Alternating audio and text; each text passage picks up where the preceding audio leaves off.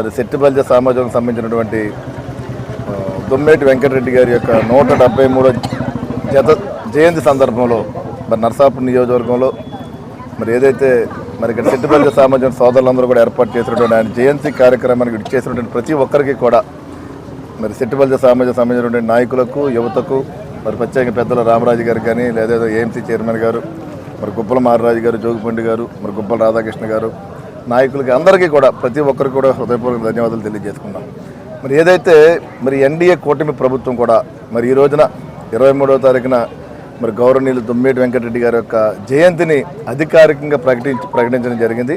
మరి ఆయన జయంతి కూడా ప్రభుత్వ కార్యాలయంలో కూడా ప్రతి సంవత్సరం కూడా చేసుకునే విధంగా కూడా మరి ఈ రోజున మరి ప్రభుత్వం ముందుకు రావడం కూడా అది నిజంగా శుభపరిణామంగా. ఎందుకంటే మరి ఆయన గురించి కూడా మనం మాట్లాడుకోవాల్సిన అవసరం ఉంది.